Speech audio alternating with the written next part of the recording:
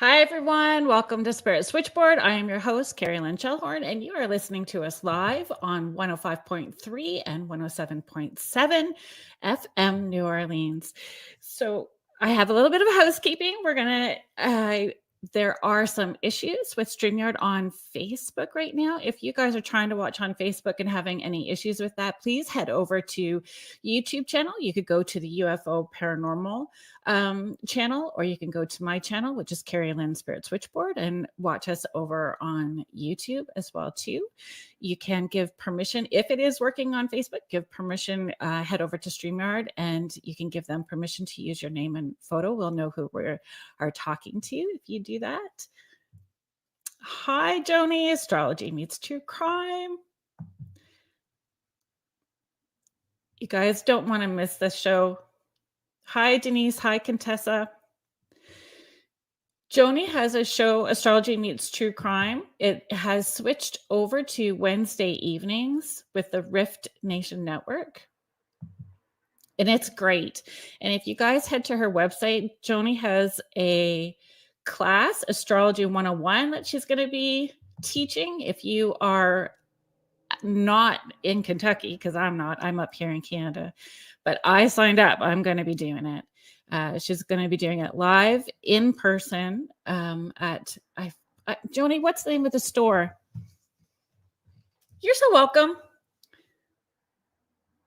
I'm sorry that I can't remember the name of the store, but if you are out of or not in the Kentucky area where she lives, you guys can join in through Zoom. So I'm going to be there.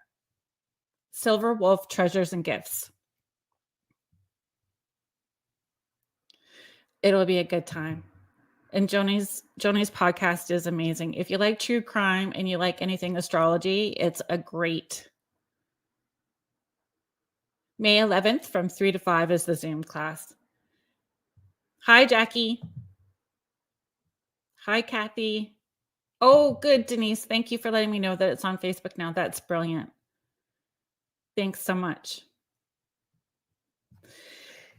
I'm going to bring on today's. Oh, okay.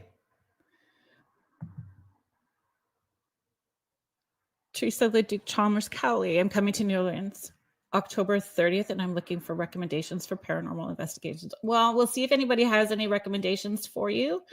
You know who you could also reach out to is the Enigmatic. Enigmatic. Oh my goodness, they were on the show too. They're paranormal investigators. So, but it's Enigmatic is the name of their group, and they're from New Orleans, so they may also have some suggestions for you as well too. Today on the show, we have Paranormal Theory. They formed in June of 2023. They've visited some of the most haunted places of the East Coast of the United States. And we have Emily and Ryan joining us. Hello. Hi, Emily. Hi, Ryan. How are you?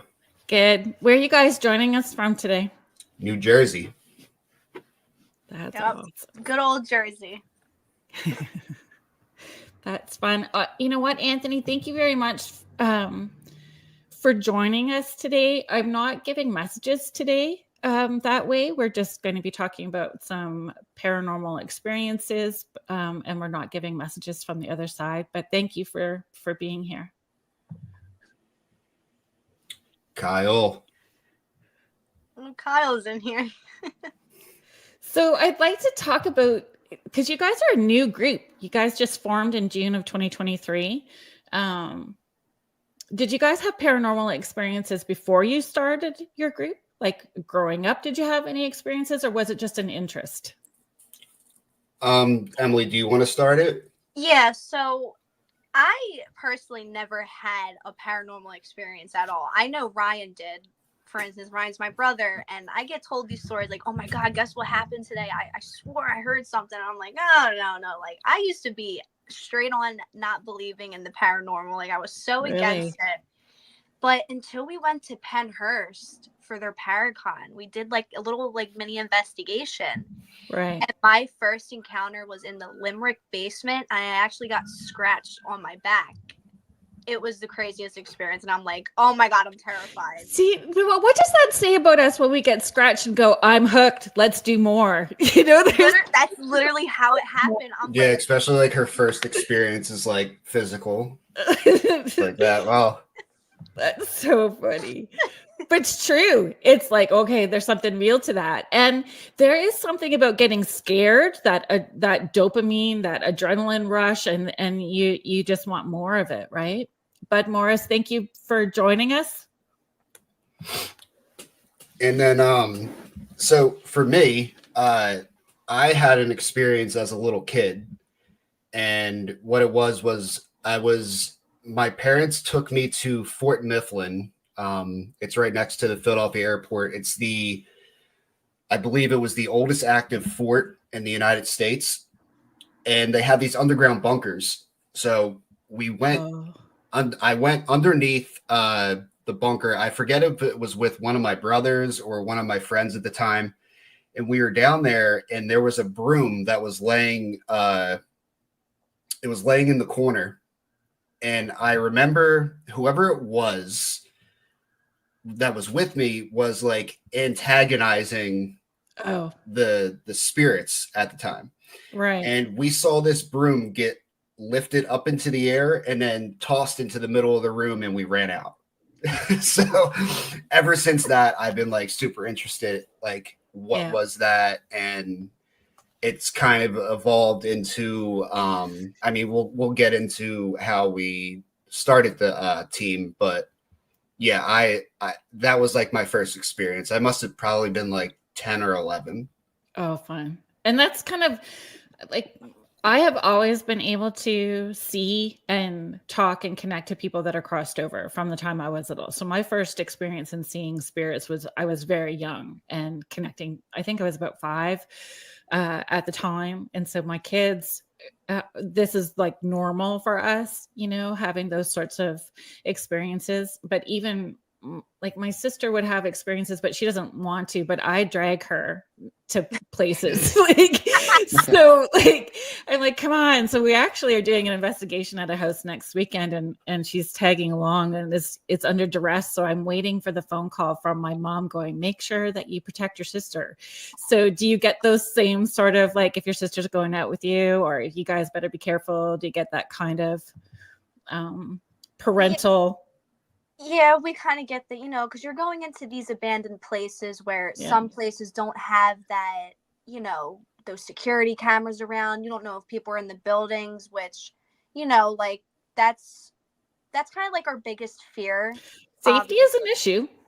Yeah, safety is a big issue in the paranormal world. Like, I feel like with these buildings, they need to have this kind of security, because people are going in and like trashing these places, and it's like so much history behind it. Right. And depending on where you are too, some places do have security and other places don't. And depending on where you're going. And we do not encourage people to do any trespassing, have permission wherever you're going. We don't encourage that. Yeah. So we've definitely been to some places where it's definitely safe from trespassers. And then we've been to places where it's kind of sketchy. Our thing, like our morals that we do, is we do not trespass everywhere that we have filmed at or took pictures. Anything, we have permission from the owner. So I know a lot of teams and all that, and you'll see a lot of YouTube channels of people just videotaping themselves trespassing. We don't do any of that because it gives you like the paranormal community a bad rap, you know. Because that's a federal offense. Like, you can't be doing that. Yeah. And to put it out, then you're encouraging other people to do the same, because that's what ends up happening, right? Is other people want to follow, and it's just not cool all the way around. Teresa's asking, have you ever been to Savannah, Georgia? Not yet. Yeah. We want. I like that answer. Not yet. Yet is always like my favorite thing to add at the end. It's we have we're kind of putting plans together slowly about getting down into the South. I know St. Augustine area is going to be a big area that we want to do, St. Augustine Lighthouse. But I know Savannah, Georgia is extremely haunted. Tons of history there. So it'll definitely be a place we get to eventually. So how did you form? What was top? Was there a list of, getting together? If I was doing this is where I'd want to go first. Were those kind of conversations? How did that start? So I'll kind of take the first part about how we formed, and then Emily can kind of tell the rest of the story. So our other team member, Nick, he couldn't make it onto the podcast tonight. Him and I used to work at Pennhurst Really? So he was working security at the time, and I was one of the haunted actors for their haunted attraction they do in October. Oh, fun. So we were doing that, and we always heard about people like they can come here and investigate these buildings. And I've had my own experiences at Pennhurst just working, not even like looking for the paranormal, just right. hanging out, getting ready for work, and then like things happen. So a couple of years like after that, Ryan? What's that? Like what kind of things? So the creepiest one I ever experienced was we had to switch a battery on one of the animatronics that they use. And we can see he wasn't really like a janitor. He was like a machinist kind of guy who's in charge of all the things. And he goes down there and the animatronic goes off on him because it's censored. So you get close to it, it goes off, all that kind of thing. And he's like, I don't know why they want me to switch the battery. He's like, it works fine. And then we look back there and there's no battery. So there was like no power source. Right. It went off. I've seen shadow figures walk from one end of because I was down in the tunnels. So this place has tunnels that connect every building. Right. They're like pitch black too. You can't see your hand in front of your face. So you're kind of just walking straight with your hands out. And I would see these shadow figures that were the size of like little kids. And they would go from one side to the other and then just disappear into the wall. And like, you can't see your hand in front of your face, but if anyone's ever seen a shadow figure, they're like darker than dark. I was just going to say, like, it is unbelievable. And you don't forget it because it is darker than dark.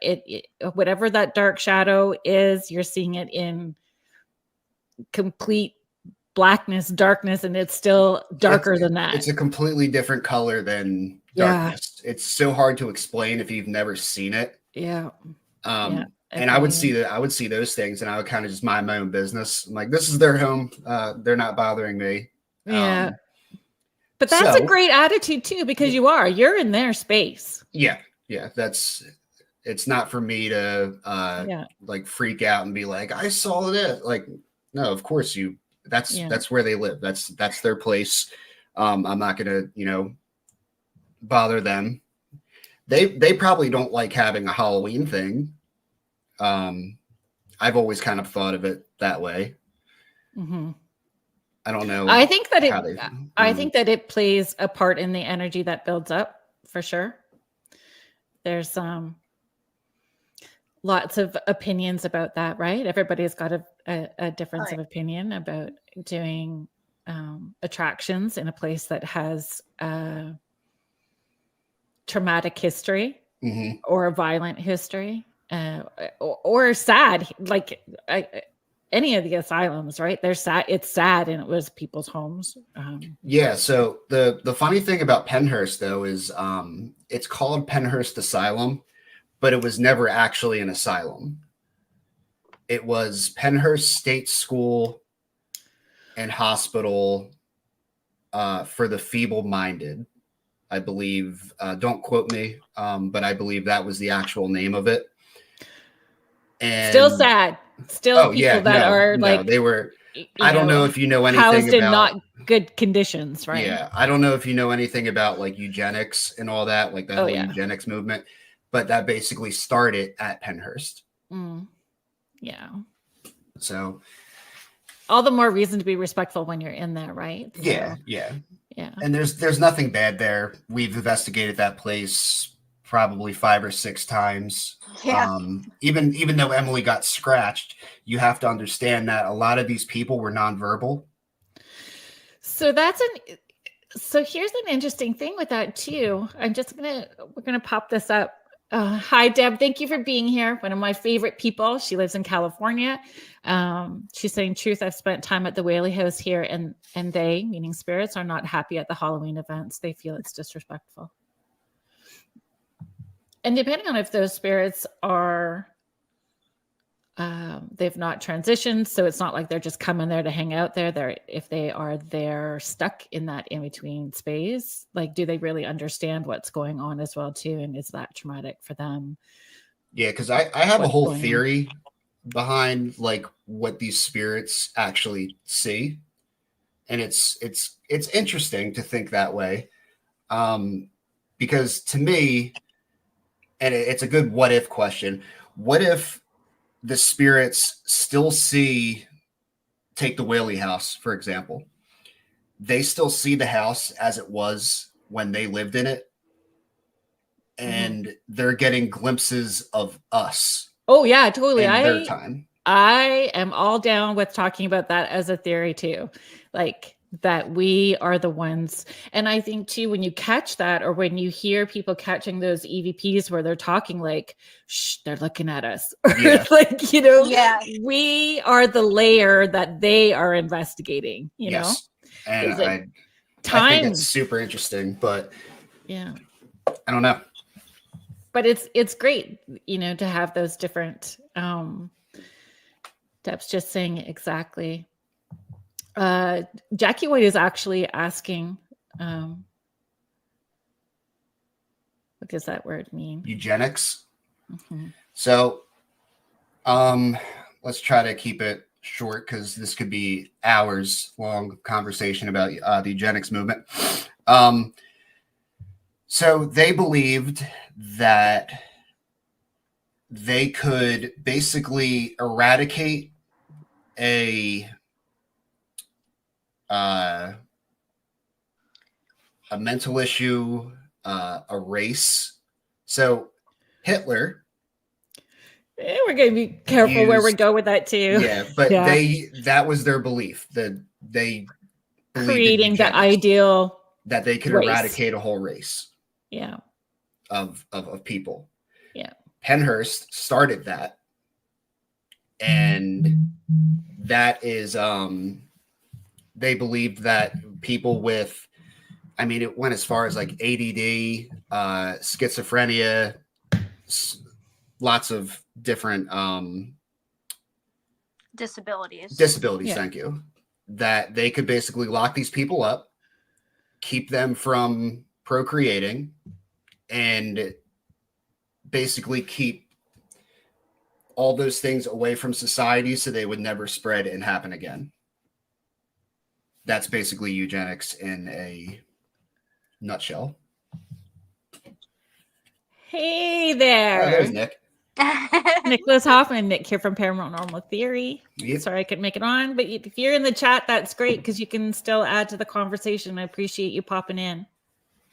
There was sorry, I don't want to lose the question. There was Denise. So Denise Metz was just asking Jersey Devil in your area. Yeah. I've never witnessed them, but I don't know if I'll ever encounter him. But people say that he does live here, so I think it's Bats. What is it, Batstow or Acco? Batstow. Yeah. Okay. Yeah, Batstow is where he's like. It's that whole area. It's the Pine Barrens. Yeah. Do you find I don't know. Yeah, you know that you guys had 2 parts to that story. You were going to take care of part 1, and you wanted Emily to take over as far as the, sharing the story and how the group formed. But I wanted to ask, having worked there as an actor and then investigating there, do you feel that the spirits already knew you, so had some form and idea, so they would interact with you differently than a stranger going in? Yeah, so Pennhurst is one of those places that they absolutely remember you, and you gather rapport with them. I don't know what happened to Emily. She kind of disappeared. Well, hopefully yeah, we'll see if she pops back in. Thank you, Dawn. Thank you for being here. Cornwall, But yeah, there? as I was saying, Penhurst is definitely one of those places where you gather rapport with them, and they recognize you, and they will interact with you more than if you were a total stranger walking into there. So again, that that kind of adds to that theory of, are they there investigating you too? Like if they're asking. Yeah, it's like if we're the spirits to them. Yeah, we're in their space. It's like a weird time lapse thing. Nick is just saying they definitely do remember you. The one spirit remembered me from working there. Yeah, and it actually came through on our spirit box, and it said, he's like, do you remember me? And it came through and it said security. Oh. So it knew like even the uniform that he was wearing. Wow, I love that. So if we're running with that, Teresa's just saying we must freak them out. Yeah.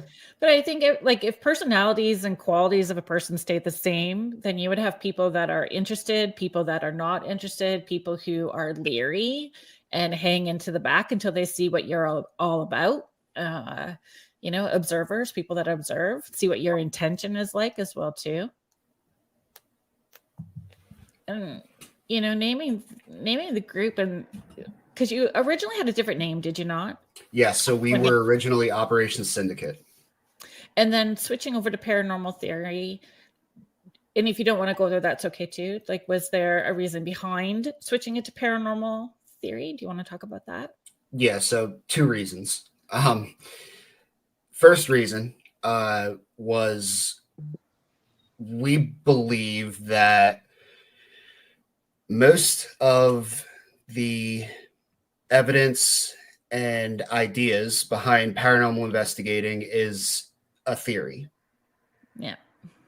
Because it's all trial and error. There's no one who's really a complete 100% expert. And if they say that, they're lying to you. We have so many questions. Yeah. And I feel like we spend our time here on Earth, especially as investigators, learning what we can, knowing that we're never going to know 100% of it. Yeah, I agree with that wholeheartedly. And the second reason we changed it is because the YouTube algorithm. And put the word paranormal in there. Which is a thing. It's so true. Somebody told me if you write a book, if you using or a name of anything, if you have your name towards the top of the alphabet, then it's more acceptable. Like people find it easier. So I mean, all those things do matter. And coming up with names for stuff is hard. Deb is just saying some of the Whaley House spirits remembered me too in a kind way. They understand intent. I agree. Yep. They understand intent as well too. And then if they understand intent, whatever energy and intent you go in with, is that what you're going to receive back? So if you go in all angsty and combative or confrontational, you're setting the tone for what you may be receiving back. Yeah, and like if you go in there, like you're saying, confrontational, a lot of the times those spirits they'll just shut down. They're not going to talk to you. I agree. Teresa is just saying, I felt that if I was dealing with someone from the early 1900s, they treated me the same from that time period. Example, a lot of butt grabbing.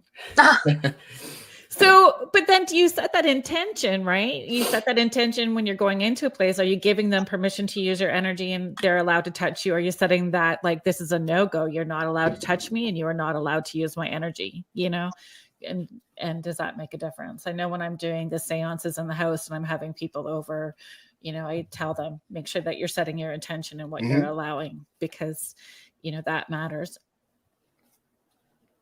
And, so let me kind of like wrap up my part, and then Emily can tell you, because I feel bad that we haven't heard Emily talk too much. I'm just a talker. So we were Nick and I were super interested. We watched all the shows, Ghost Hunters, Ghost Adventures, Destination Fear at that time. And we were like, we want to do this too.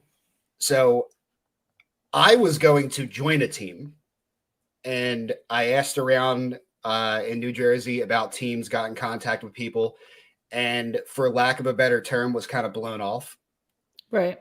And I wanted to just be kind of pointed in the right direction. They wouldn't even give me that. They would say like, oh, well, you've only done public investigations. That's totally different than like a private investigation, which, yeah, I get it. I understand that. But like, you don't have to be, a jerk about it. Yeah, dismissive. Mm-hmm. So then I said, well, my sister's into it. My best friend's into it. Let's just start our own. Yeah. And then Emily, you can kind of tell them what you did. And then after we kind of brought up the idea, we kind of like round up like six people that were in our friend group, and I went on Amazon and bought like these little cheap cameras, and those cameras worked, but they definitely gave us a hard time because the audio would cut out randomly, and like it was just the fact that I think we bought like 4 cameras. Right. And it costed like $100 altogether. And we went to Penhurst for like a private investigation. Like we paid like, I don't even know how much a private investigation was. I think it was over like $1,000 for our overnight.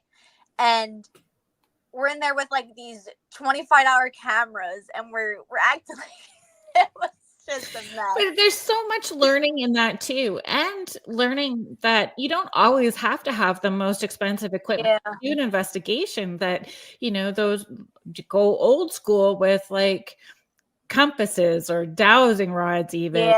And, those things.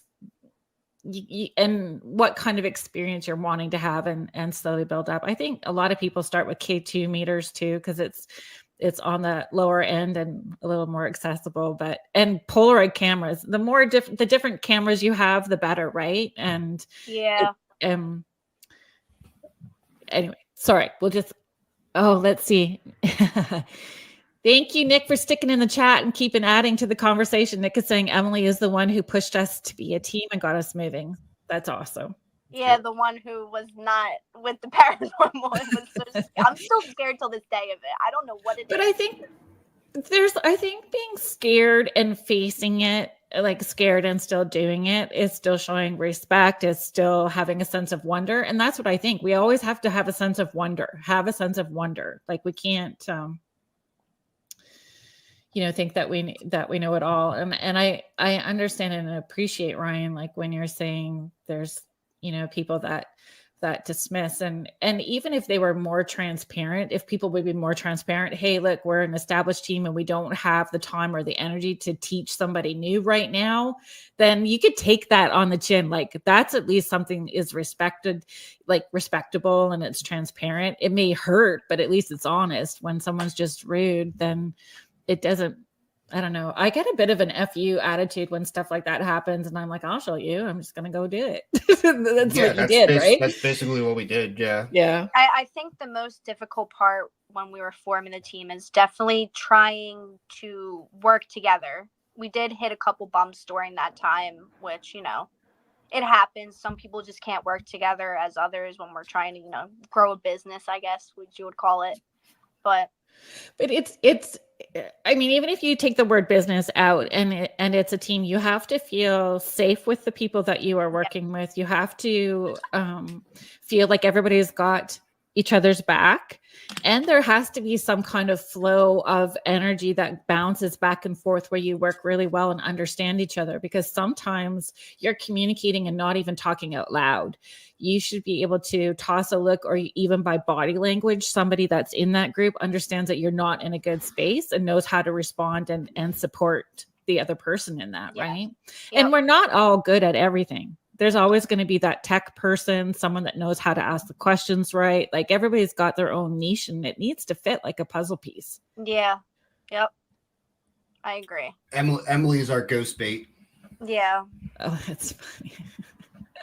You're the trigger object, being sticky. Yeah, because I show the most fear, and the spirits just see me as a light bulb at this point. So. Right. That's funny. So I just want to get through some of this. I'm really sorry. Thank you for being here though, and hanging out and watching and listening to the show. But we're not doing readings today. But thanks for being here. Teresa's just saying, I've wanted to form a team here in Ontario, Canada. Just finding one person to go with you. Yeah, it only takes one person. My best advice is just do it. Yep. Yeah. And Nick is saying he's the one that never reacts. Does everybody agree with that? Yes. I've seen him react to things.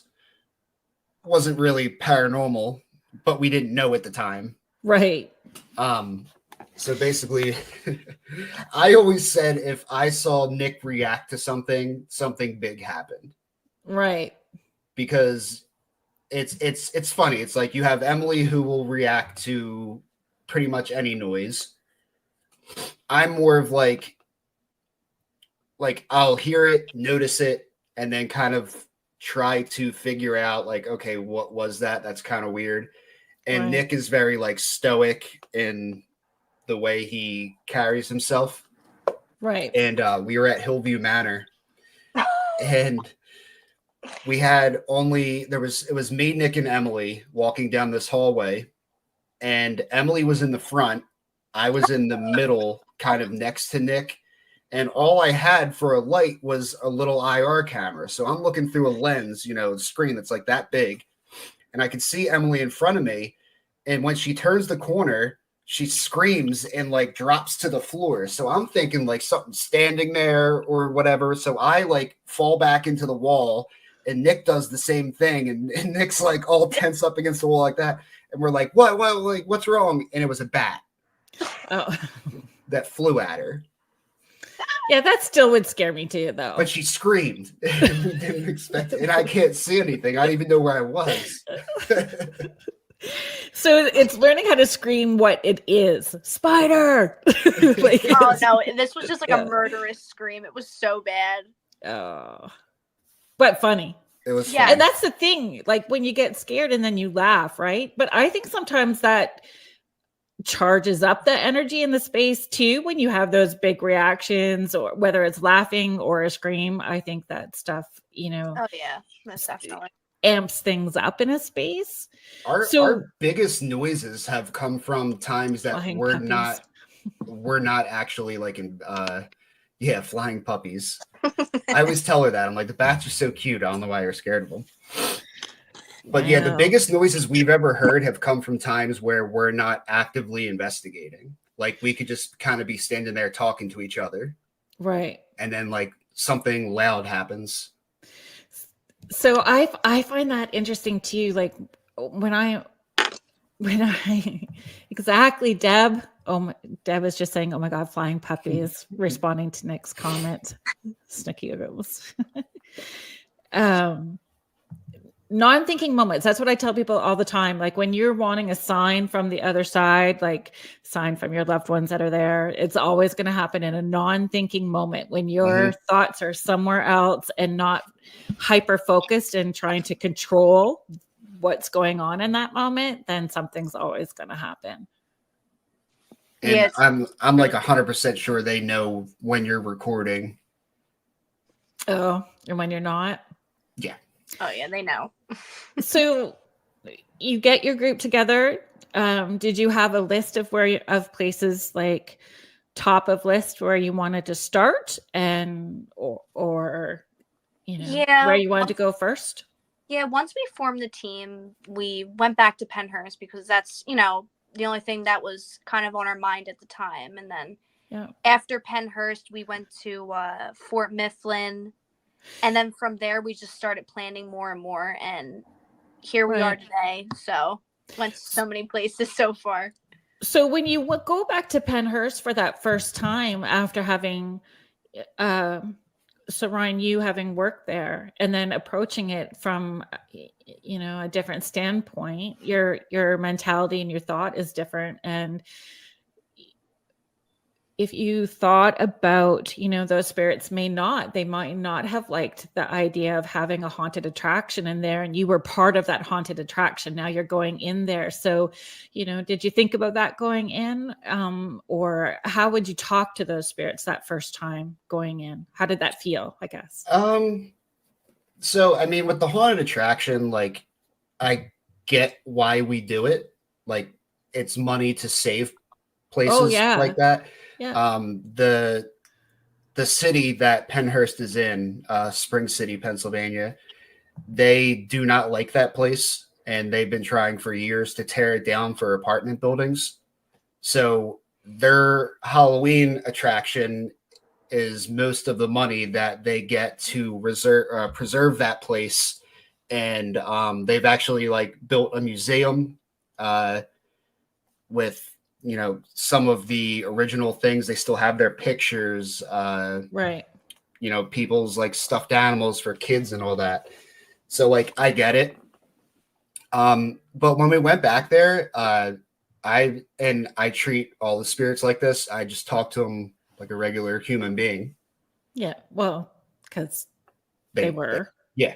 And I think that people forget that sometimes, And you'll see people.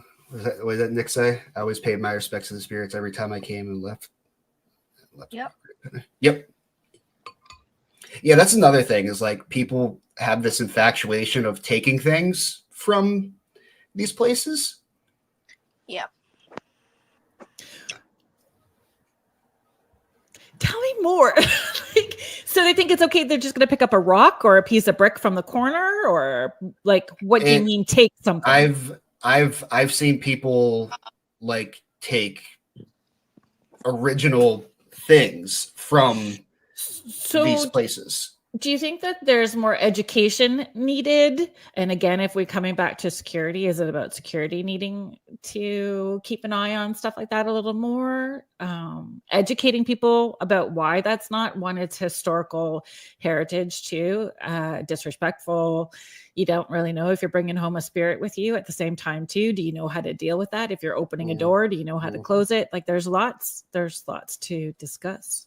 Definitely like needing more education, like when people just go there, you know what I mean? Like when people go for like the haunted attraction, I feel like there needs to be like an education tour, like knowing why this place was the way it was and why you shouldn't take things from here and how historic it is. So that's just kind of my opinion. I think there just needs to be a little bit more education wrapped in it. Yeah, and respect. Yeah. I find that sad and mind-boggling. And I guess if you don't think that way, it's hard to wrap your head around, right? Like you have to educate people that way. Nick is chiming in. Please don't take original objects from location. Spirits could be attached to it. Yep, don't take them. And again, opening a door. That some people like that though. They're like, oh, I want to have like this attachment. But that's all good and dandy until it's something malevolent, and now you can't get rid of it.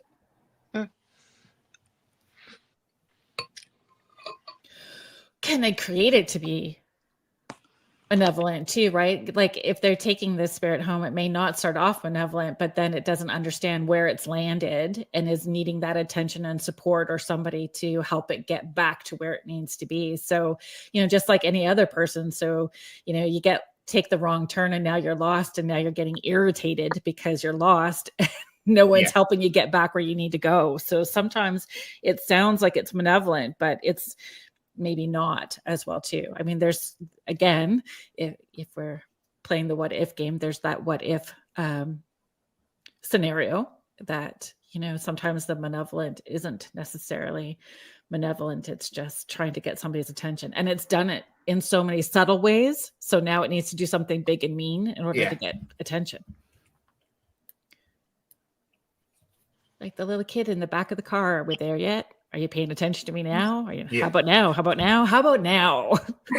Yeah, I was told that I have I went to see a medium, and I was told that I have a attachment, and he's from Pennhurst, and it's a little boy. I've never experienced them, but Emily does. He doesn't like me. He does not like me. So how do you experience that? If it's Ryan's attachment, how do you experience it? So sometimes Ryan goes away for his job because he works for the government, and he travels sometimes, and he has cats at home and a snake that I have to take care of when he's gone. And I go over there one time and I'm like, Ryan, why do you have a mirror facing your bed? I'm like, as number one, you don't use a mirror when you're sleeping. Like, there's no need for that. I think a lot of people understand that. And Ryan's like, oh, I never had anything happen.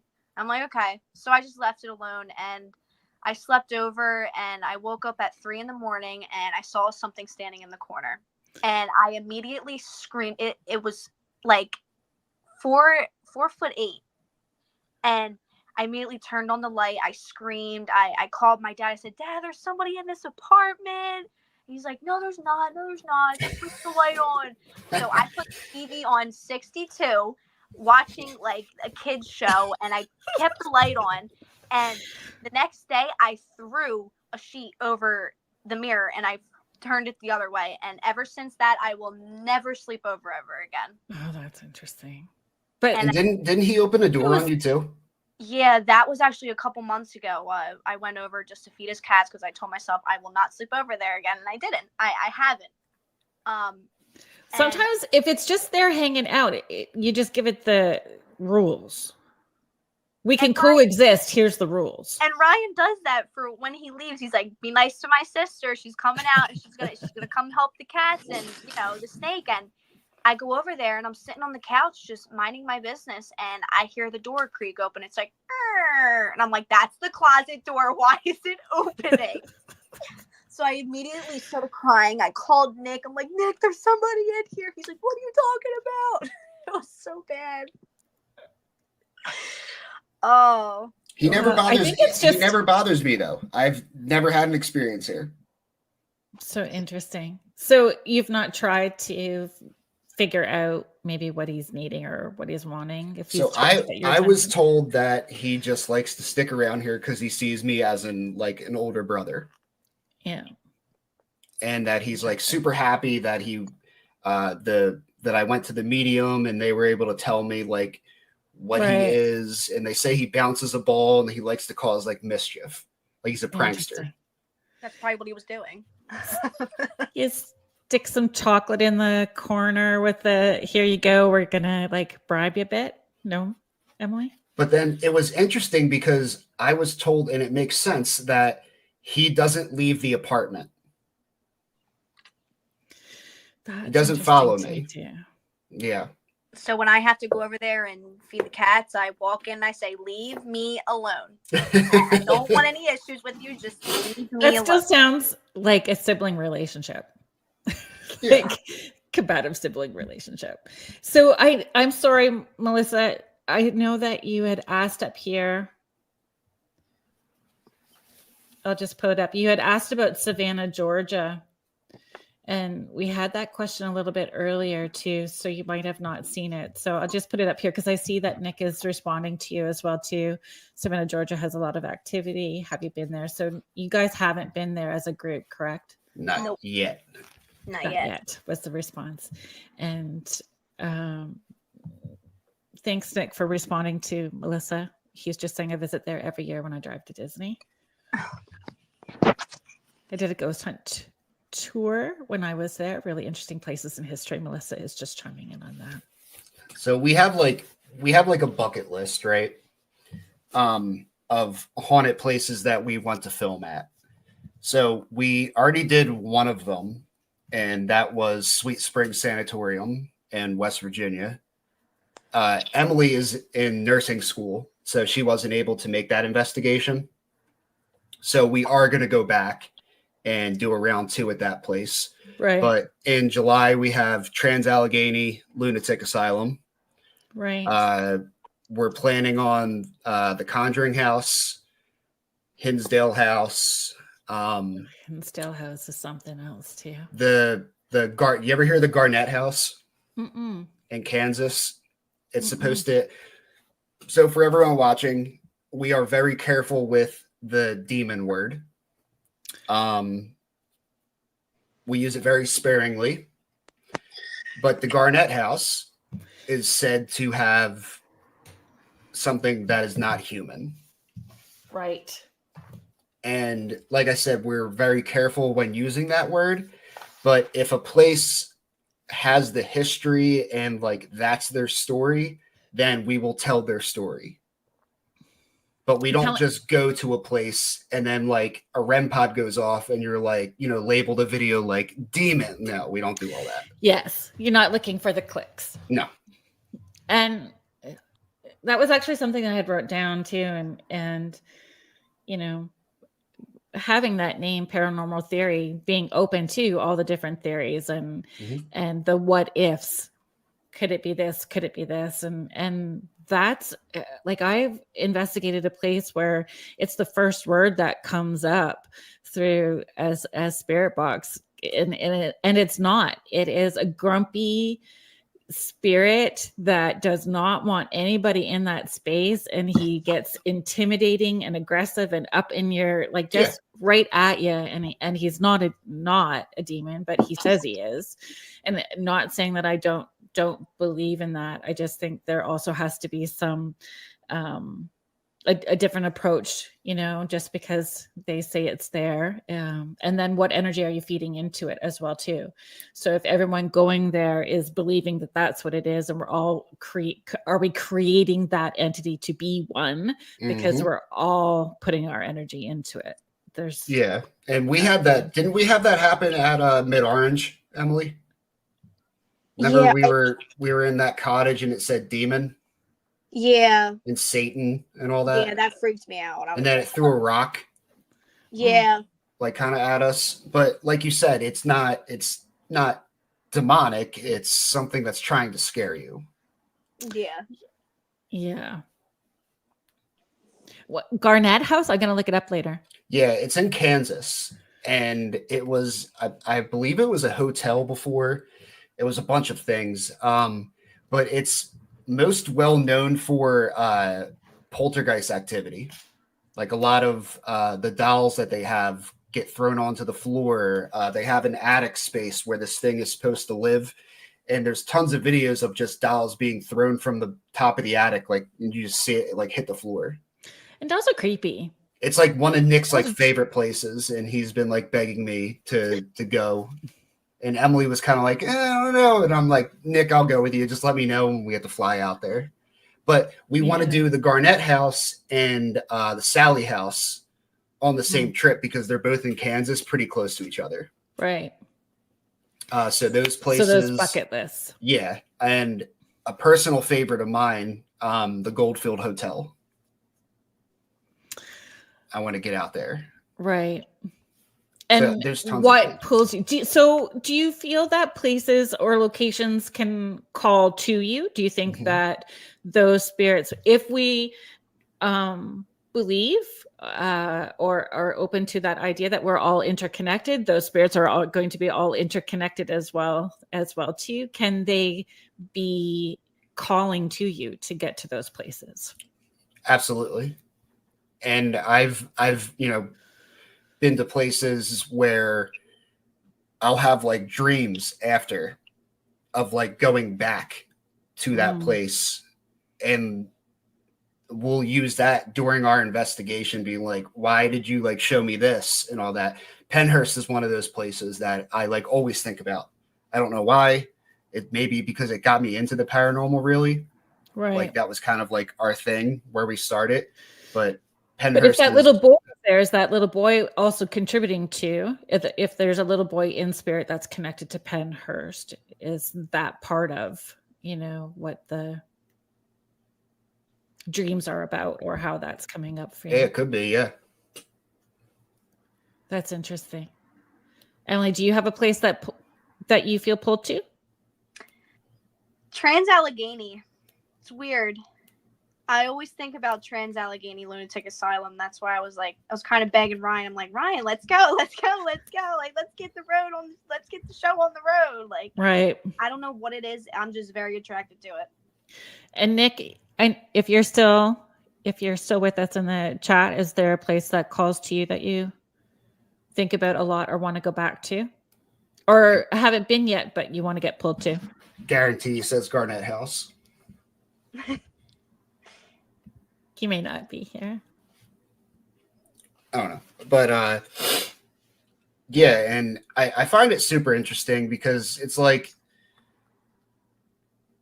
you ever go into these places and have like a deja vu moment where it's kind of like, I feel like I've been here before.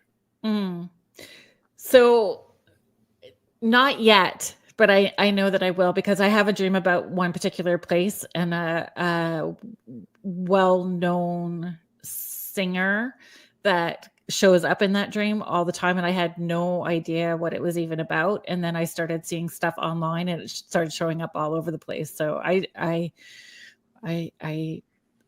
haven't had that experience yet, I would say. Yeah, and it seems like familiar. I've had that happen a couple times, and I could be overthinking it. I don't know, but it's like with anything, we kind of take everything with a grain of salt, and until it all makes sense.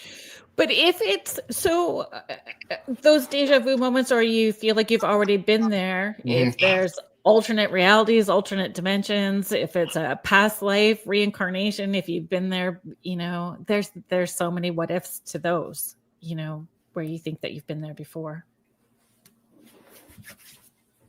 Michelle, I'm sorry, we're just going to get here for you.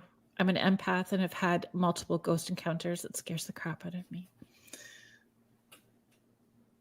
Boundaries, you have boundaries. This little light of mine, if your light is bright, sometimes they're just looking to be heard, right? So letting them know when you're on and when you're not. I want to learn how to properly cleanse my place so it's safe. There's lots of different people that can.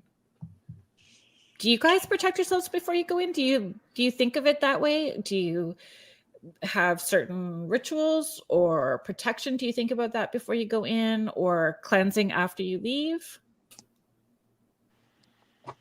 It's okay if you don't, because I don't necessarily, depending on the activity that happens in a place. I have some liquid smudge, so it doesn't feel like I'm, having to light a smudge so I can have like a clam bake in my car, but it's like this liquid smudge that I'll spray, or even at big events when I'm doing big events, if the energy feels super heavy. But it's usually just stating, you guys are not allowed to come home with me. Yeah, that's what we normally do. Sometimes when I come home, if I just feel off, I'll spray my room with sage and spray myself with it. I have like a bottle of it. You'd spray it anywhere. So I sometimes will do that if I feel uneasy when I get home. And I'm going to kind of speak for Nick here, but I believe he has some type of jewelry that he wears for his protection. And I am very big on mindset, right? So I agree with you. I go into these places, and again, we're careful with the word, but say we went to a place that was demonic, all the way up to your regular run-of-the-mill haunts. And my mindset is, you can communicate with me, whatever you want to do. But at the end of the night, you're staying here and you're not coming with me because I said so. Right. And I believe if you're 100% believing what you're saying, then that's enough. But it's different for everybody. It's whatever makes you feel safe. Exactly. And I think it also, if you have what your background is, maybe cultural beliefs are, if you have a religious background, everybody is going to approach it differently and what feels comfortable for them. And there's no right or wrong, right? There really is no right or wrong. And I think that being open and fluid to changing, because when you start, especially if there's not been any guidance in teaching, because I didn't necessarily have that either, and I didn't have a lot of people that wanted me at the time, because I was a medium, and they didn't want that aspect as part of their team. They just wanted that scientific approach, and not knowing that it could benefit both ways, right? If I'm hearing something and you guys are asking questions totally left field that's not going to get you the responses, but I'm picking up on, the way to guide you to get there. It was just sad to me that somebody like me was left out. It's way different now than what it was, 16 years ago, but yeah. And we just worked on our investigation that will come out on our YouTube channel on Monday. We worked with a psychic medium, Bianca Rose, and it's super interesting the things that she was picking up on that she would just tell me, and then through the spirit box or our spirit talker, whatever that would come up, right. It would all correlate. And I love that when you have 2 or 3 pieces of information that's validating what the medium is getting as well too. It just, to me, it adds to the credibility, and it adds to the experience of it, right? Yeah, and she described, the weirdest thing was she described my grandma, and we have there's no pictures of her on the internet, because I know a lot of people can be like, well, she probably can look that up and all that kind of. There aren't pictures. And she told us things that she would have no business knowing about. Got a fly. So that was pretty cool. And that comes out Monday. You guys are Yep. You've done all your editing. You're going to upload it on Monday. I'm finishing it. I do all the editing. Because that's a whole other part to it, right? Michelle is just saying, I get deja vu a lot, and I constantly dream a lot almost every night.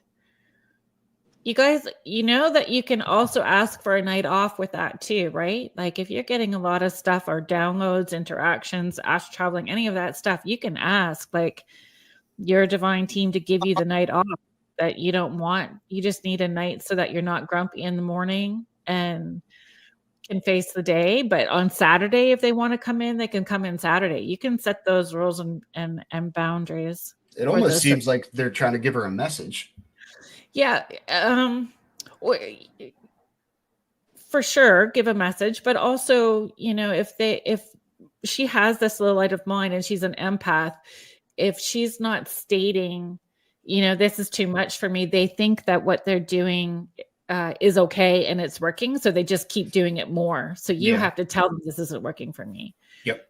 Joanna's just saying, I have an Indigenous background. I have been a gateway at a very young age.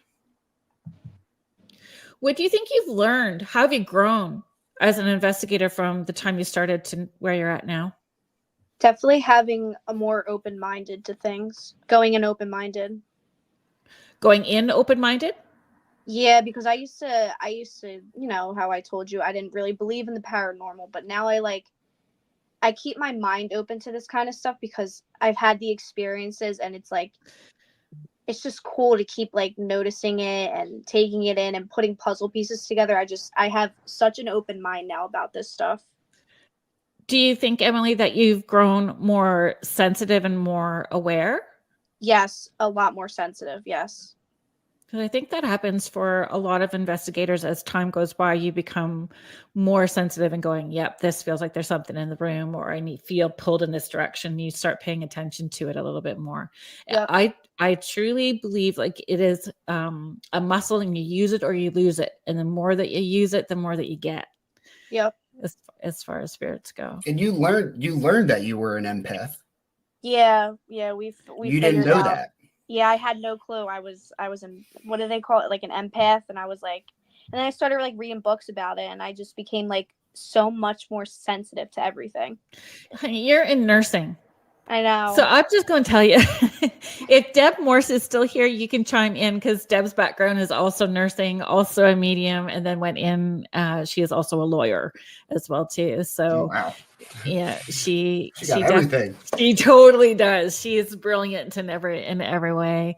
But a lot of any of the nurses that I've met are all empath in one way, and intuition plays a big part with your job, right? Yep. Do you guys have? So you know what? We're just going to do the station ID now because we're at the top of the hour. So I'm going to do the station ID, and we do have some video clips and some pictures. If you guys wanted to, we can do that after I do the station ID. That sounds good. Okay. Yeah. So if you guys are just joining us, thank you so much for being here. You are listening to Spirit Switchboard. I am your host, Kerrilynn Shellhorn, and you are listening to us live on the United Public Radio Network 105.3 and 107.7 FM in beautiful New Orleans. And today on the show, we have paranormal investigative group Paranormal Theory, Emily and Ryan, and Nick was here earlier in the chat. So we were just talking about the video clips. I don't know where you want to start. If you want to. You could throw one up on the screen, I guess, just not starting. Are they all from different places? Two of them are from the same place. So why don't we start with the one, Ryan, where I have it labeled Ryan, so it's a picture of you explaining and leading up. So if I put that one up first, would that be all right? Yeah. Okay.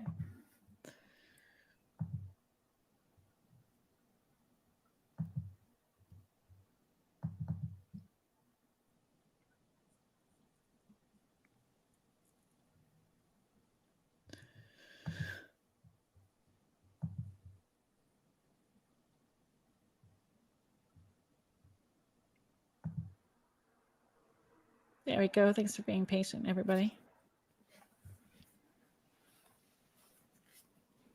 So you want me to give like a little background on it?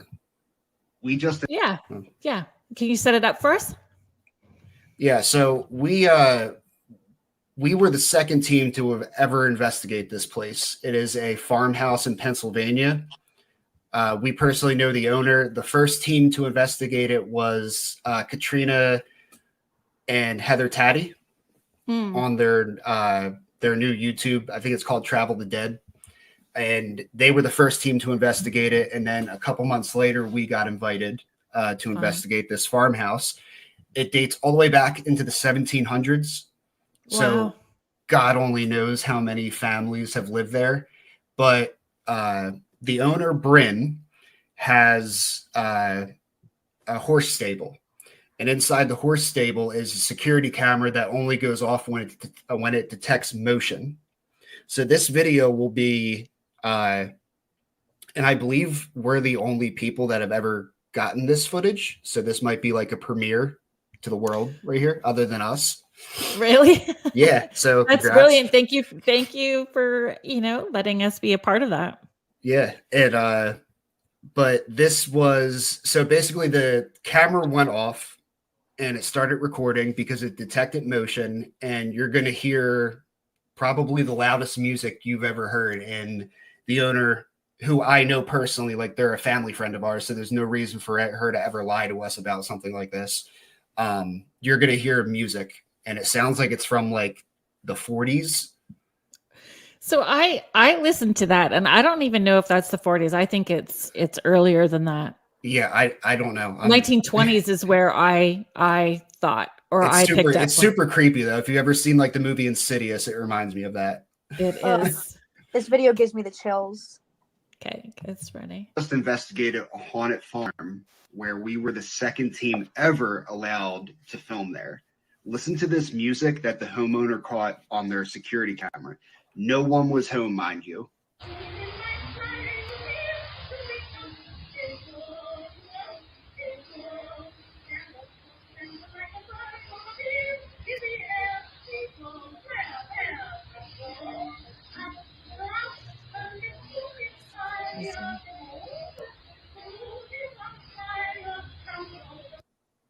And like there's no radio in there that would have picked up on a station like that. No. I don't even know if it, like, say there was a radio in there, where are they picking up that music? Because I've never heard that on the radio before. Yeah. It'd be interesting to find out what song that was. Have you tried to search? I've tried to listen to it and like pick up on some words, and I know like the one part it's like up, up, up we go, and that's all I can really like gather from it. My friend Lorraine, who is musical theater is her jive. She just finished directing a play, and she is saying that music is early 1900s, and that's what I thought too. And my friend Joni with Astrology Meets True Crime is also saying 1920s or 30s. We can do that. Let's play it one more time. Yeah, we just investigated a haunted farm where we were the second team ever allowed to film there. Listen It's to this wild. music This that music's the homeowner crazy. caught on their By the way, I security hate camera. watching myself. No one was home, mind you.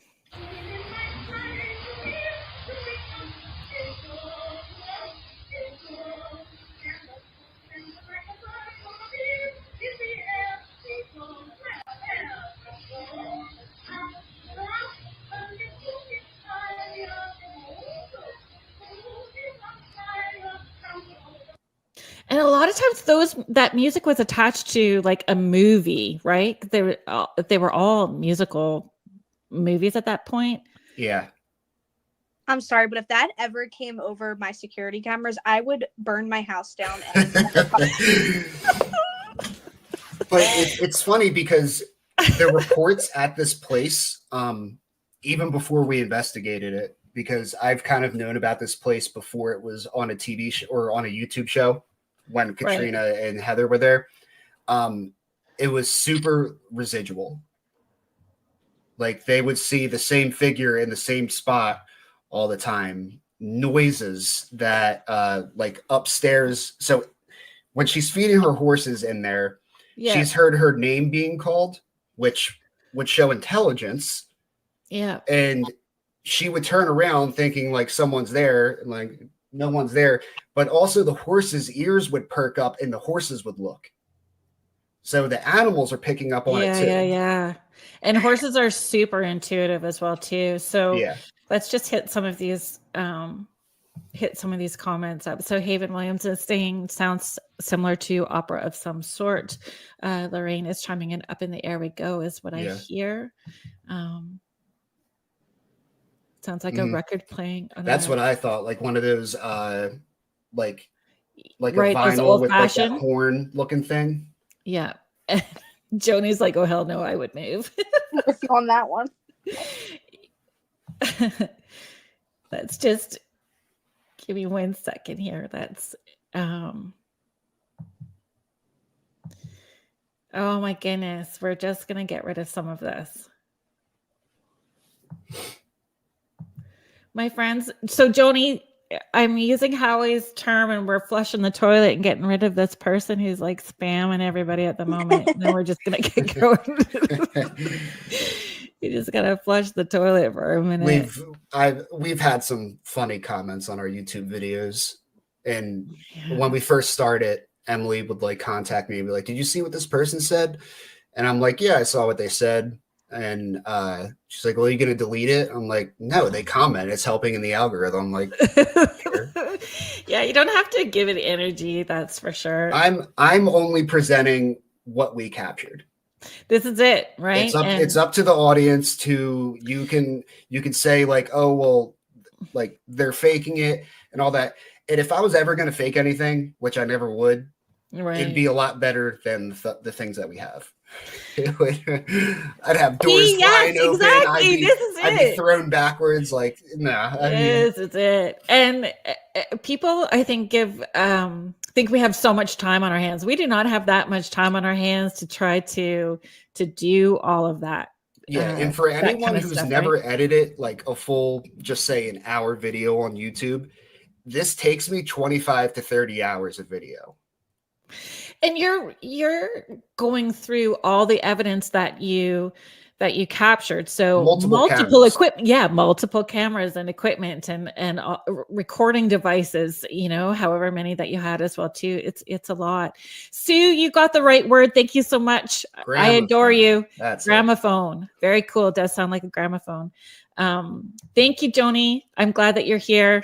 My detective person friend. I really hope he finds out the song. I would love to know the song that was being played. It even like has the tone of it coming from the gramophone. You know what I mean? Yeah. Like you can hear like the crackling. And we were there. They don't have like a thing, like a gramophone just sitting in the horse barn. Oh, I'm really sorry, Lorraine. I'm just seeing it. Do they know the history of the farm? She's just asking. Yeah, so like I said, it dates back to the 1700s. They're not sure of every single family that has lived there. There has been one case of a person, we're on the radio, so unaliving themselves. Right. Thank you for knowing how that's how we need to do that. Yeah, well, YouTube's the same way. You can't say that word. Yeah. Then there was the horse barn used to be, I believe, a like butcher shop at one time.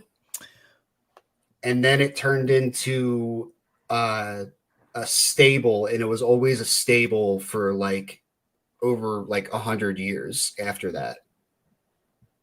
Wonder if you can imagine. And I know the last owner that lived there, didn't Bryn say he treated his horses he was very neglecting towards his horses. Yes. And she believes that's one of the spirits that's still there. And we caught evidence of that.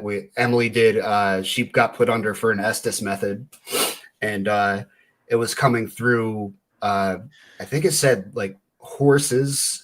And then Bryn's the owner. Bryn was saying like, yeah, I know like you weren't like nice to the horses and all that kind of stuff. Right. So I thought it was just weird that we got the word horses through there. Lorraine is saying Sweeney Todd. If you don't know Sweeney Todd, you can check it out later, but I don't think the music is Sweeney Todd, but you're going to scare Emily when she figures out what Sweeney Todd's all about, and she's not going to want to go back to the barn. Please don't scare me right now. Yeah. Yeah, for sure. And I believe I sent you a picture that was captured from that farm. So, is that with the outside, not yes, okay, so let me see. You guys are like, thank you for being patient and thank you for being on, because this is the first time I'm like maneuvering, doing all of this all on my own, and I haven't messed up yet, so we're doing good. Fine.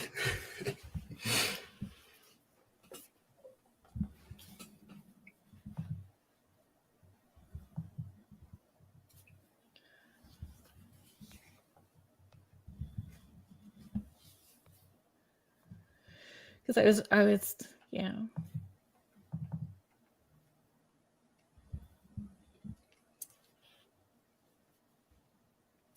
Yeah, that place was an interesting investigation. Mm-hmm.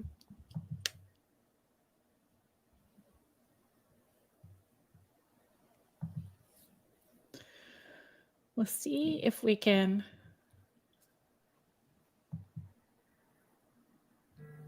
Make it bigger. This is the one, Ryan? Mm-hmm. Yeah. Like I saw it right away. I don't know if you want me to keep going and making it bigger. You can just see it right there. So, and to us, that's always like the hallmark of a good picture is you don't have to point it out. No. And I didn't even have to enlarge it either when I got that.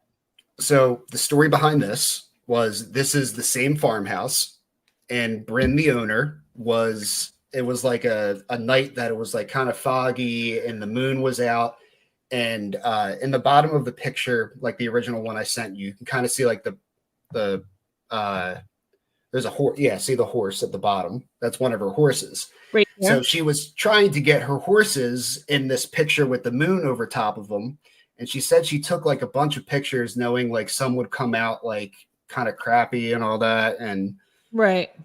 So she's swiping through, deleting pictures, and she came to this picture and she was like, what is that? And as you can see, right in front of that tree appears to be a full-bodied apparition. And that makes the music creepier. Like this picture with the music is horror movie worthy.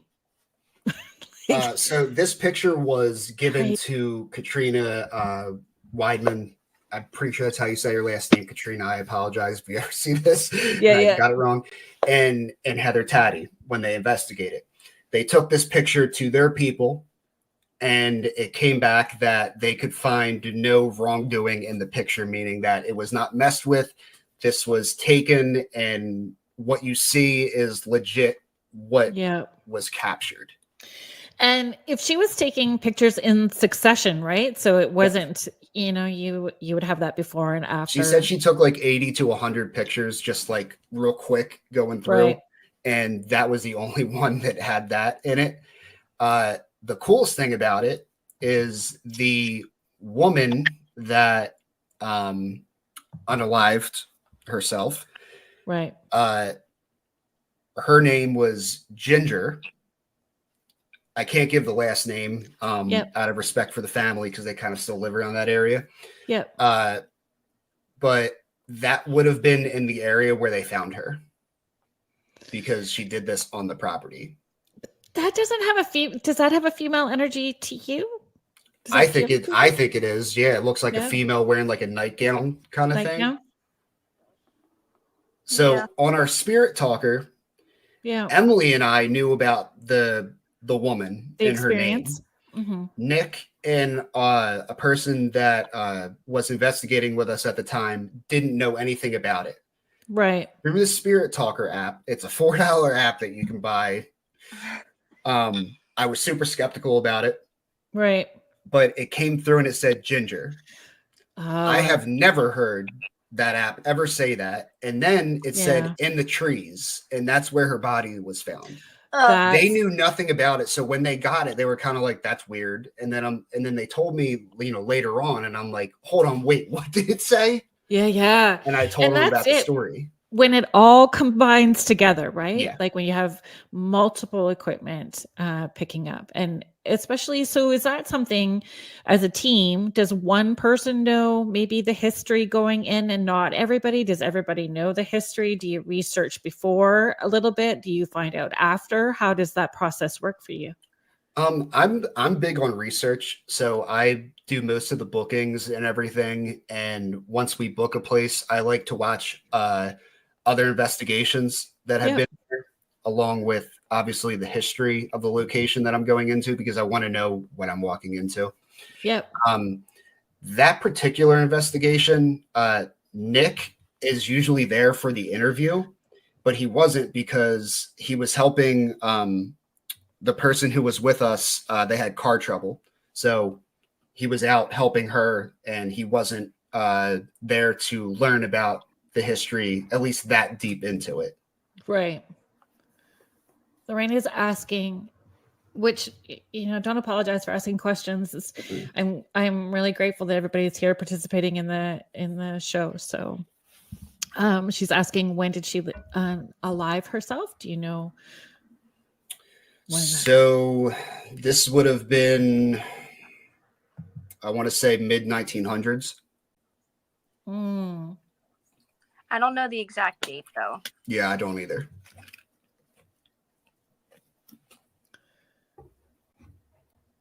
Yeah, everybody saw it just right away.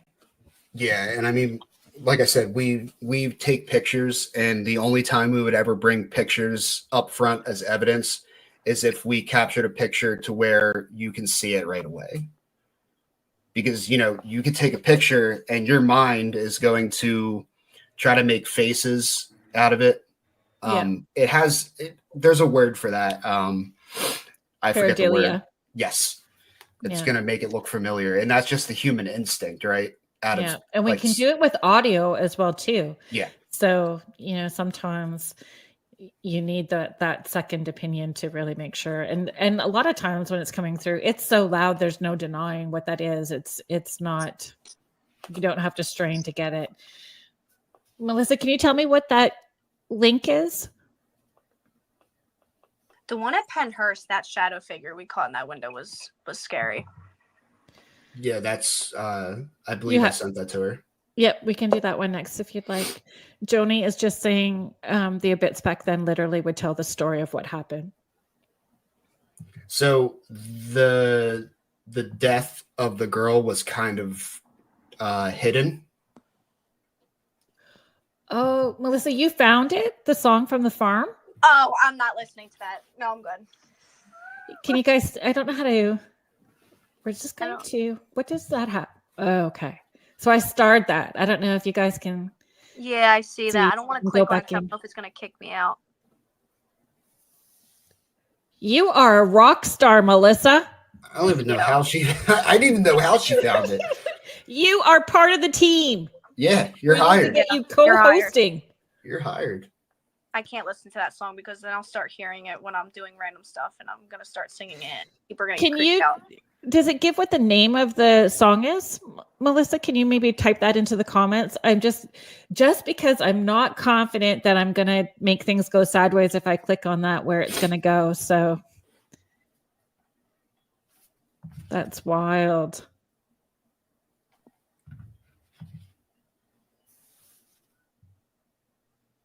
Yeah, I would like to know the name of the song and when it's from. Because maybe that song will explain a lot of the history, possibly. Come, Josephine. That just sounds like an old title of a song. That just sounds horrible. It sounds scary.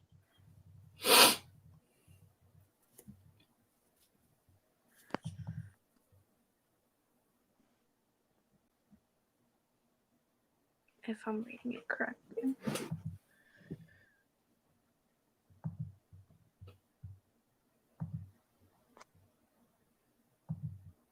Sorry, we'll just get this other photo lined up for you. Come, Okay. Josephine in my flying machine. 1910. Oh my god. 1910? Blanche Ring, 1910. We're all going to be looking it up after. Yeah. But I guess that kind of takes away, like. Can you, Joni? That would be pretty cool too. So Joni does forensic astrology. So she takes those traumatic events and she looks up the events through the astrological lens. She said, if you get a date, I can always do an astrology event chart. It will tell you something if you can get the date. You guys will have to hook up with Joni because she'll be able to help fill in some of the gaps of information. Haven is saying if you look up Blanche Ring, she's in a white dress as well too in the photos online. You're going to tell Bryn this. Yeah. So this is at Penhurst. Do you want me to bring that up a little bit more? I mean, I can see it. I don't know. Yeah. Story from this one was, I believe, our second time investigating Penhurst. And usually when we're there, we'll take pictures and video for B-roll. Right. And the teammate at the time, the original picture was a picture of the whole building. Took a picture of the whole building, walked off, did whatever for more B-roll and all that. When we were going through the pictures in the editing process, he was like, wait, what is that? And we zoomed in and this is what we saw. Wow, eh? And to me, that looks like a man. Yeah. That is just staring at us. But it's super weird because it's like almost like half of his face isn't there, or it's darker than the rest. It's shadowed on that one side for sure. So we also went back to this same location, took a picture in the same type of weather, same hour in the day, and all that, to make sure it wasn't the sun reflecting off of something, kind of giving a figure.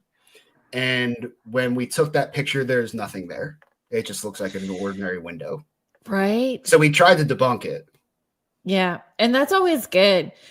One of my best friends, we do this thing called we call it the Pioneer Cemetery Crawl through the summer. So we investigate the Pioneer cemeteries, and she caught this photo, and I call it a hellhound. I don't know what else it was, but and she did the same thing. Like, we went back same time of day the next day. She took a picture. There's like no shadow, no nothing. And it looks like a hellhound. That's what it looks like. We caught something. Yeah. And I mean, these pictures, like we took this picture. That is the only time we've ever captured something like that. Like, I just want to stress like how rare it is. those things are. Yeah. Yeah. And I don't think people necessarily realize either. You do an overnight.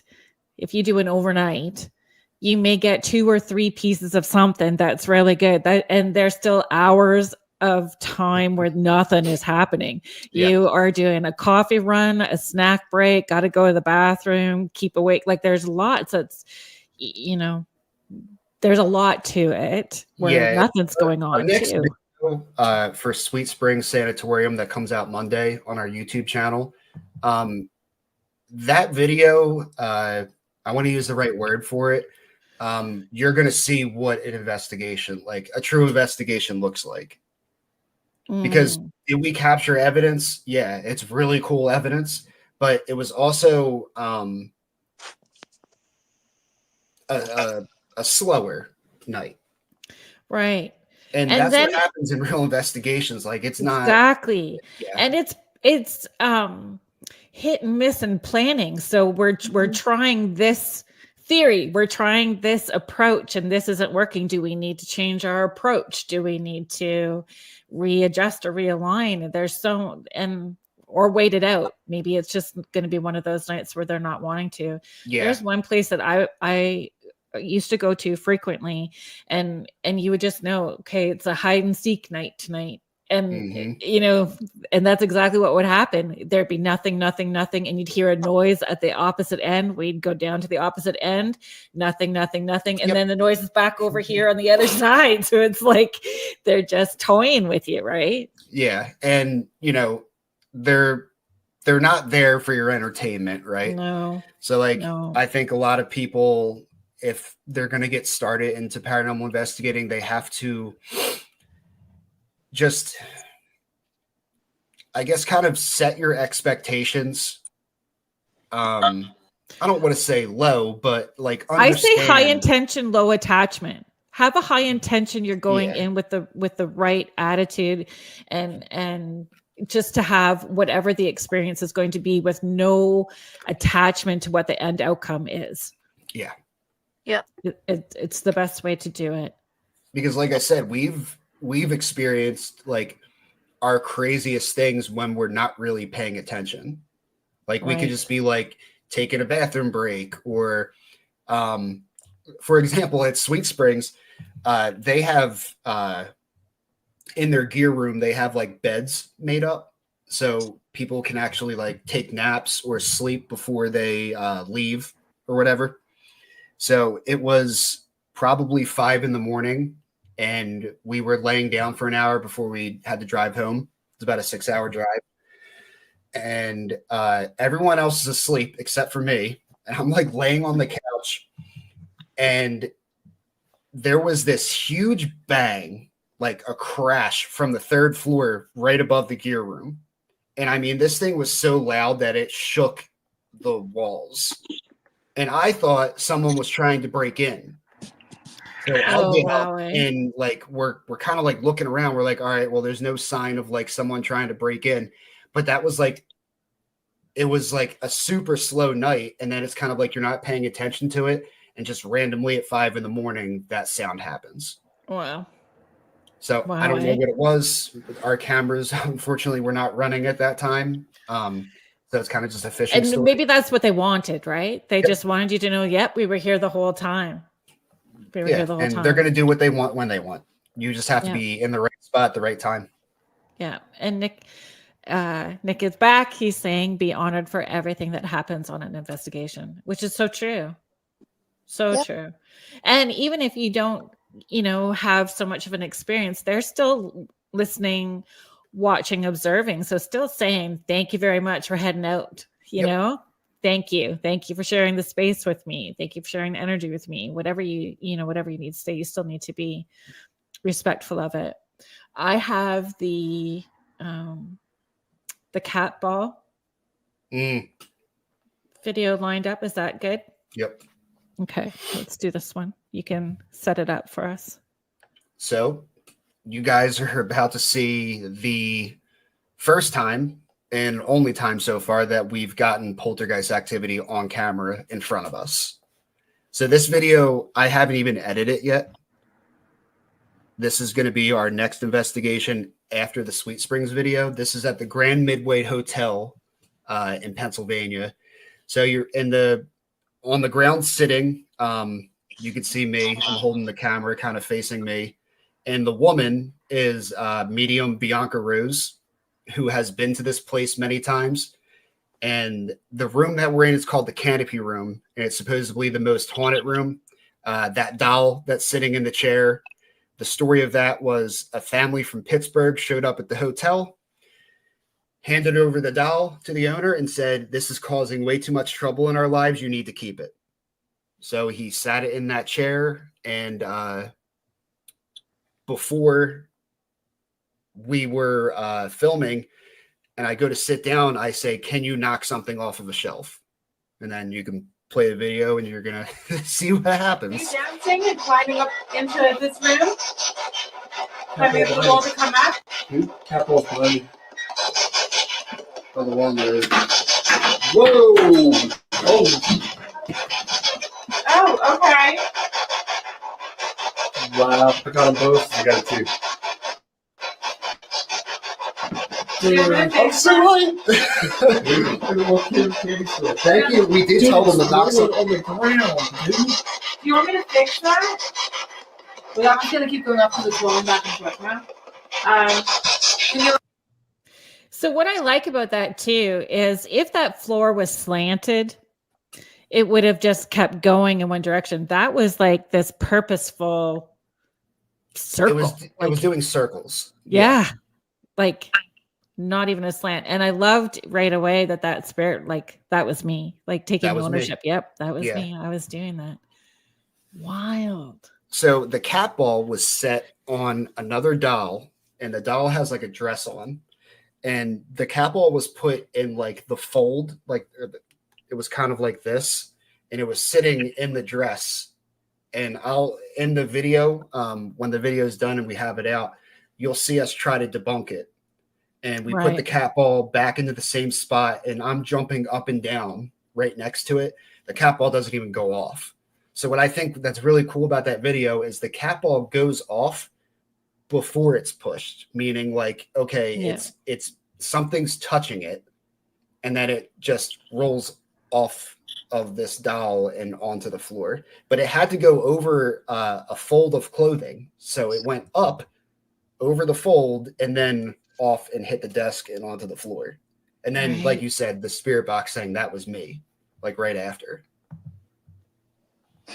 Yeah, that was Nick's camera angle. Thank God, because I was too worried about what I looked like on camera at that time, and I wasn't watching it. So thanks, Nick. Yeah, that's a great catch, and great with so many different things happening at one time.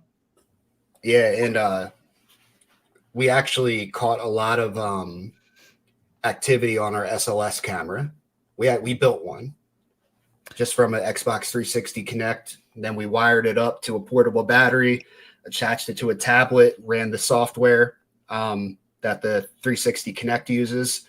And in that room, you'll see in the video, I'm standing there and I'm kind of facing Nick, who's at the same spot he was in that video, like right at the doorway. Right. And I'm standing up near that fireplace that was to the right. And I'm like, Nick, my hand is like all tingling. And he was like, that's crazy because there's a figure holding your hand on the SLS camera. And I couldn't see the tablet. Right.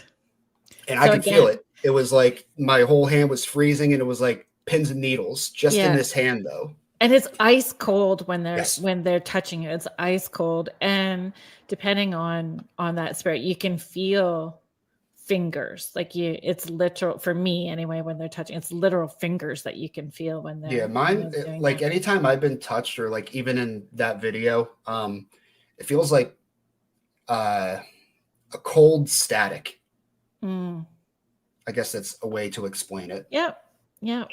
And it's good for you to understand that if that is, that spirit language for you, that, every time that happens, this is what it means for you, and for somebody to have that equipment. And again, it's understanding your team, right? So everybody knows what they need to do to help validate whatever is going on in that experience. Yeah, and he was watching it, recording it, and he didn't tell me that there's a figure standing there. So I think he already knew. He wanted to see, like, okay, what reaction or what interaction will we get out of this? Yeah. And then I just happened to say, like, my hand, like, it feels like something's like holding my hand, and he's like, that's crazy because there is something holding your hand. So you have one more video. Is that at the same location? It's the hallway. It looks like you're in a hallway. Hallway. Bring it up. Yeah. I will. I'm trying to remember exactly what I sent.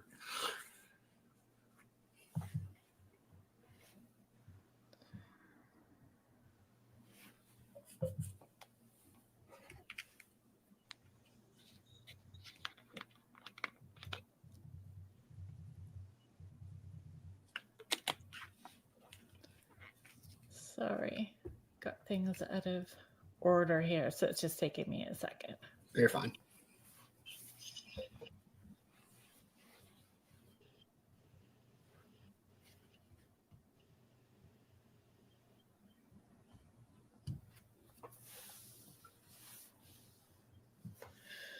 There's a faster way of doing this. I don't think there is. So I'm going to ask a question while I'm like scrolling through all this stuff again. Sure. So if you made that equipment, have you noticed if there's anything that influences it?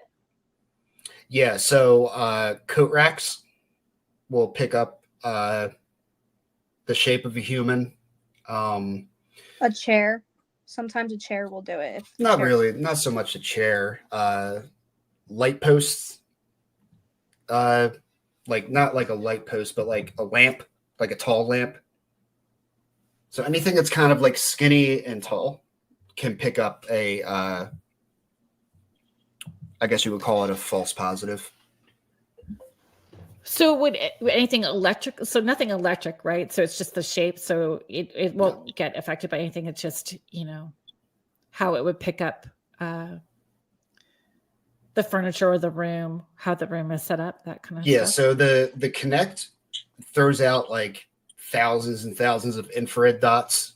We obviously can't see that with our eyes. So this was at Old Hospital on College Hill. And there's going to be a very loud, disembodied voice that we hear with our ears, which again is pretty rare. Usually when we get them, I won't notice we have it until I go back in the footage. Right. And so that's something else too to talk about. You may feel like you've done a whole night where nothing has happened, and then you start doing your review and all kinds of stuff shows up. Yeah. EVPs this place was exactly like that. We thought we didn't catch that much, but if like you go watch our video, there's tons of stuff in it. Well, that's probably you dropping it. But I didn't. No, it was on when he picked it up. I saw it. I'm telling you, I'm hearing like Punch. right there. Punch. Right there. Punch. Right there. Punch. Right there. That's crazy. Yeah, and we were hearing that with our own ears. Yeah, I always say it's like your outside ear, and again, it's crazy when that happens. It doesn't happen very often. When it's outside ear, it's a good catch when that happens. Where was that again? Old Hospital on College Hill. Old Hospital. That is in, I want to say, Williamson, West Virginia. It's right on the border of Kentucky. So we did. Johnny, did you hear that? We did Old Hospital on College Hill, and then the next night, Sweet Springs Sanatorium. So we did back to back. That was our little West Virginia road trip. I think those were all of them, right, Ryan? There was like I believe the 3 videos and the 2 photos. Mm-hmm.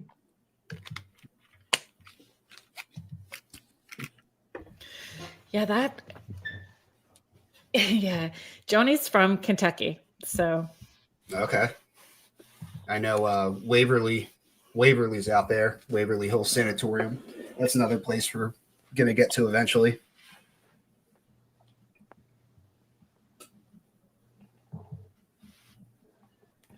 and the review part people don't realize too, like that's time, it is time consuming, going through everything. Oh, Louisville, Kentucky. Okay, so he's close to it.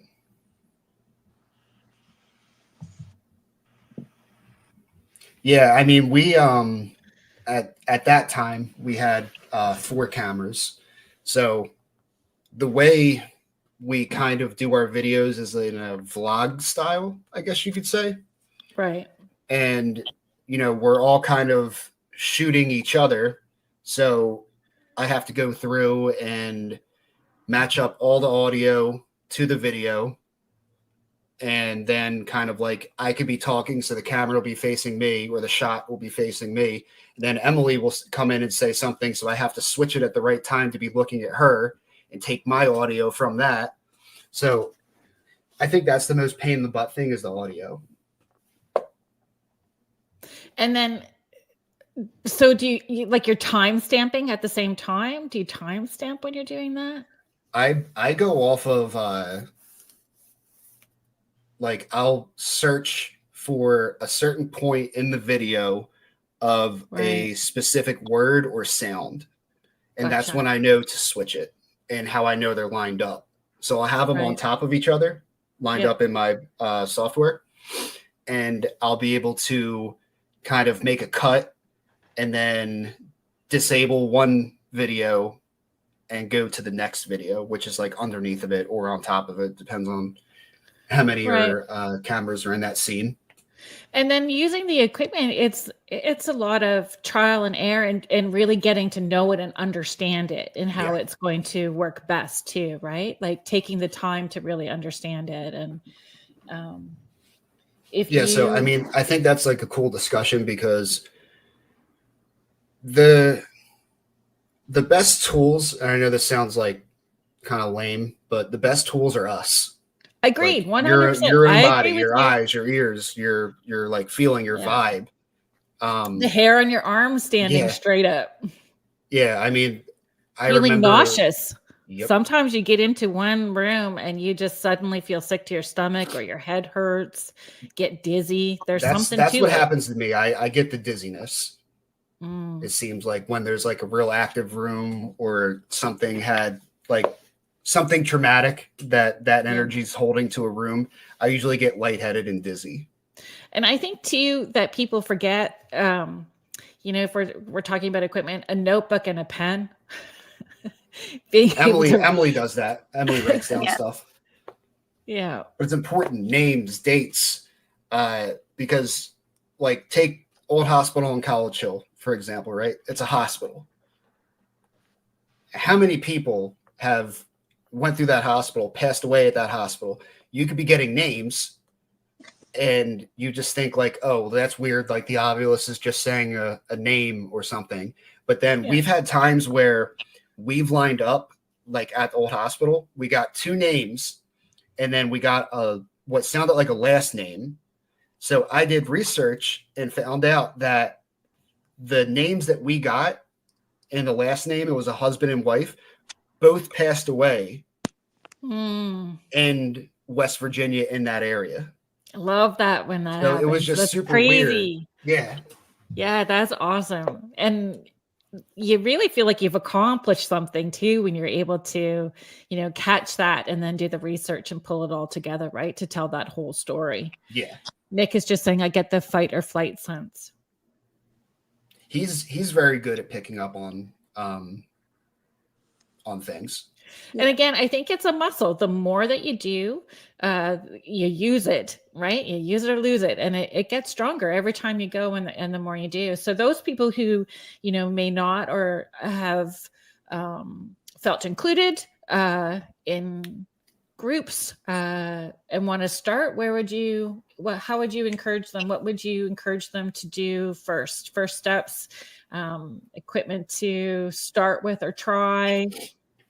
So Get the basics, just the K2 meter and cat balls and a camera. That's all you got to start out with. That's all it is. even the iPhone camera, right? Yeah. Like Yeah.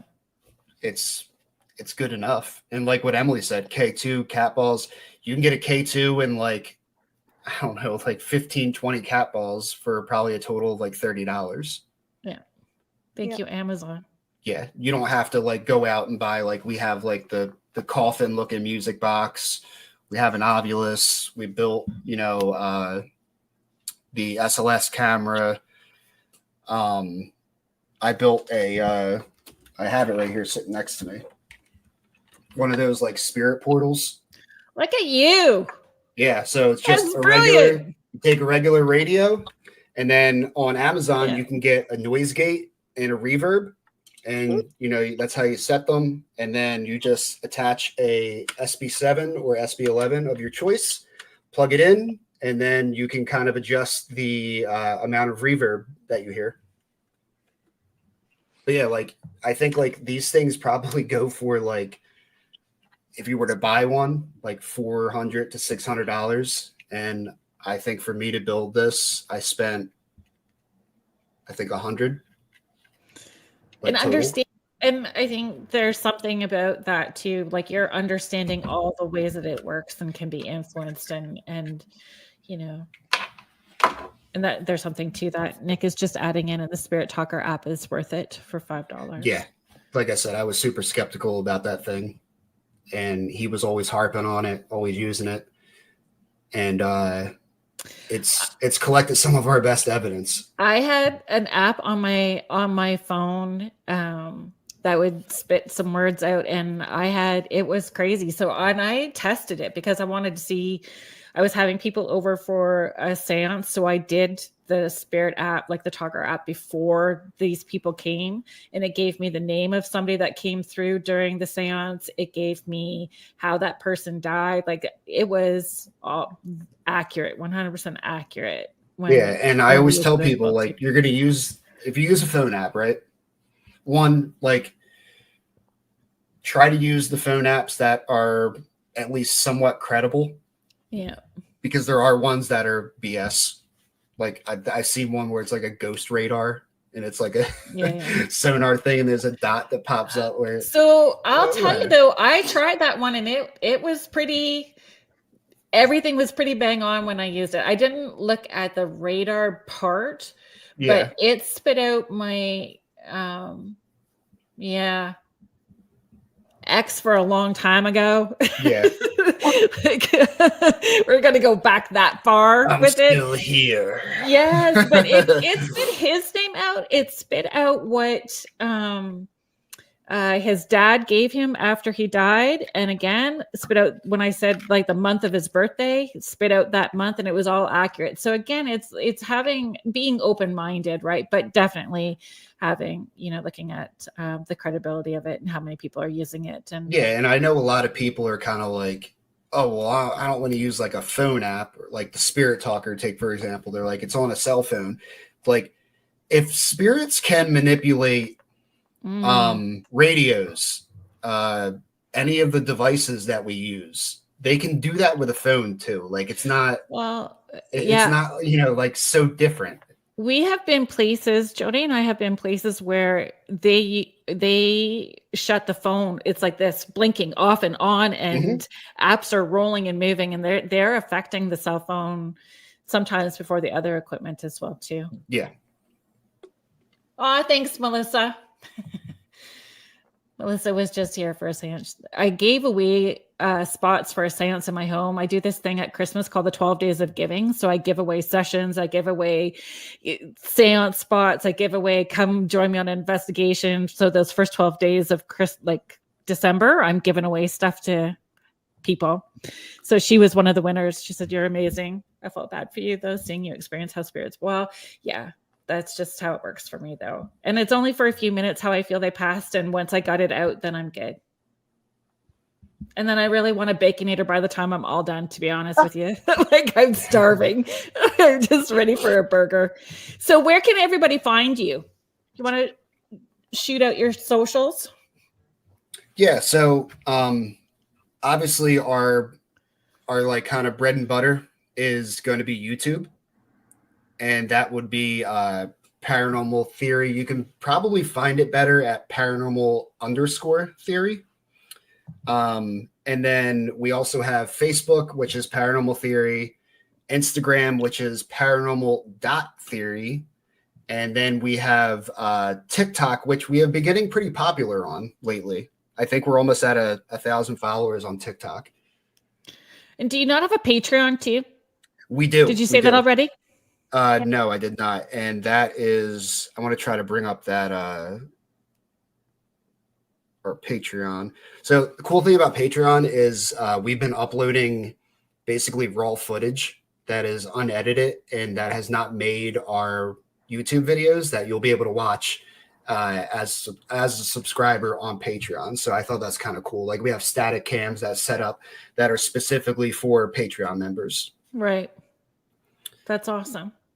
So our Patreon, I believe it's on our link tree. Thank goodness for that. That's what I have too. It's easier for everybody. Yeah. And I'm just trying to bring up our link tree here. Link tree.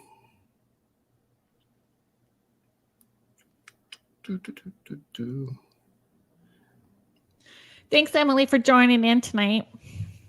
Thank you. This was great. And I have that starred. So if you go back in on the comments with the YouTube link.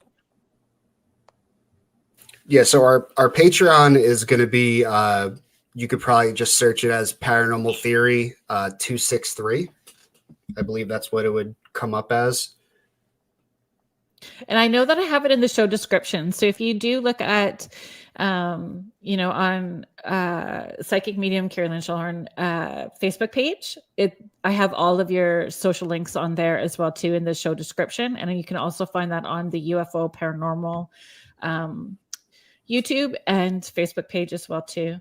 So I just want to say a big thank you to you guys. This was great. I'm really appreciative, Ryan, that you reached out and said, "Hey, can we make this happen?" I'm so grateful for that. This is a lot of fun. And anytime you guys want to come back and show your stuff, I'd love to have you back on. Thank you, everybody that participated in the chat. Thank you for all the comments, the questions, and Melissa, extra thank you for sleuthing out the song and putting some puzzle pieces together in that story. That's something that they can look at later. Thank you, Joni, for offering as well too to do some astrology with that case as well too, to fit another puzzle piece in. So I really appreciate everybody being here. Thank you so much to the UFO Paranormal Radio Network and the United Public Radio Network, 105.3 and 107.7 out of New Orleans. If you stay on with UPRN, the Church of Mavis is coming up next with Jeffrey Pritchett.